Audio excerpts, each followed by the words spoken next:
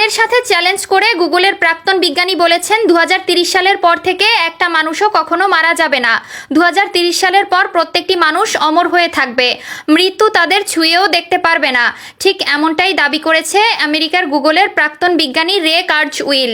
তাহলে কি পৃথিবীতে যুগ যুগ ধরে চলে আসা প্রত্যেক জীবকে মৃত্যুর স্বাদ গ্রহণ করতে হবে, এই বাক্যটি মিথ্যা হতে চলেছে? এমন অসম্ভব দাবির মাধ্যমেই কিয়ামতের আলামত প্রকাশ পাচ্ছে। কোরআনে উল্লেখ রয়েছে এই পৃথিবীতে সবাই একদিন মৃত্যুবরণ করতে হবে এবং পরকালে সবার নিজেদের কৃতকর্মের জন্য আল্লাহর নিকট পুনরায় হাজির হতে হবে। তার মানে কি সেই বিজ্ঞানীর মতে কোরআনে এই সকল কথা মিথ্যা লেখা হয়েছে? নাউজুবিল্লাহ। পৃথিবীতে একমাত্র ধর্মগ্রন্থ আল কোরআন, যেটার একটি আয়াত এমনকি একটি সামান্য অক্ষরও কোনো বিজ্ঞান আজ পর্যন্ত ভুল বা মিথ্যা প্রমাণিত করতে পারেনি। তবে কথা দাবি করার মাধ্যমে কিয়ামতের স্পষ্ট ইঙ্গিত মিলেছে। আগামী দিনে মানুষ জাতি অমরত্ব পেতে চলেছে। সম্প্রতি এক বিজ্ঞানীর গবেষণায় তথ্যটি উঠে এসেছে। সংশ্লিষ্ট তথ্যটি নেট দুনিয়ায় ছড়িয়ে পড়ায় প্রচুর পরিমাণ সমালোচনার সৃষ্টি হয়েছে। আমেরিকার গুগলের প্রাক্তন বিজ্ঞানী রে কার্জউইল গবেষণা করে দেখিয়েছেন কিভাবে রোবোটিক্স পদ্ধতিতে মানুষের মৃত কোষগুলোকে পুনরুজ্জীবিত করে মানুষের অমর হওয়া সম্ভব। তিনি ভবিষ্যৎবাণী করে বলেছেন 2030 সালের পর থেকে মানুষ অমরত্ব লাভ করতে পারে। এমন অবাস্তব ও কৃত্রিম বিষয় নিয়ে গুরুত্বপূর্ণ আলোচনা করব আজকের এই প্রতিবেদনে। তাই প্রত্যেক মুসলিমকে অনুরোধ করব ভিডিওটি পুরোটা দেখুন। প্রিয় দর্শক, মানুষকে দুনিয়াবি সকল কিছু ছেড়ে একদিন এই জগৎ ছেড়ে চলে যেতে হবে, মৃত্যুবরণ করতে হবে। তবে শুধু মানুষ নয়, পৃথিবীর জীব জগৎ একদিন মৃত্যুর স্বাদ গ্রহণ করবে।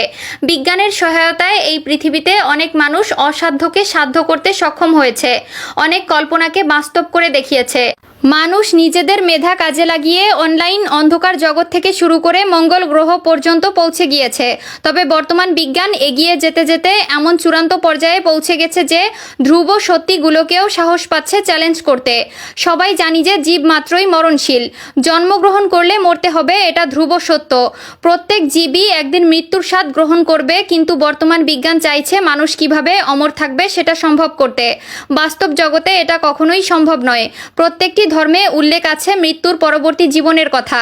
সেখানে অমর থাকতে চাওয়াটা চরম লেভেলে নিজের ধর্মকে অস্বীকার করা অথবা নিজেকে মানসিক জ্ঞানশূন্য হিসাবে আখ্যায়িত করা। রে কার্জউইল একটি সাক্ষাৎকারে বলেছিলেন, ন্যানো প্রযুক্তি এবং রোবোটিক্স প্রযুক্তি মানুষের ক্ষতিগ্রস্ত সকল কোষকে ঠিক করতে সাহায্য করবে, ফলে মানুষ মরণ রোগকেও থামাতে পারবে এবং এটা তারা চরম দৃঢ়ভাবে বিশ্বাস করে। এর আগেও তিনি বিভিন্ন সময় চাঞ্চল্যকর তথ্য দিয়ে শিরোনামে এসেছিলেন, যেমন বিশ্বের সেরা দাবা খেলোয়াড় 2000 সালের মধ্যে কম্পিউটারের কাছে হেরে যাবে, যা 1997 সালে সত্য প্রমাণিত হয়েছিল। তবে তার বলা এবারের এই ভবিষ্যৎবাণীটি কোনো ধর্মের মানুষই কখনোই বিশ্বাস করবে না, কারণ এই জগতে আজ পর্যন্ত কেউই চিরকাল বেঁচে থাকতে পারেনি। অমর হতে হলে মানুষের মনে হওয়া যাবে, কিন্তু নিজে জীবিত থেকে কখনোই অমর হওয়া সম্ভব নয়।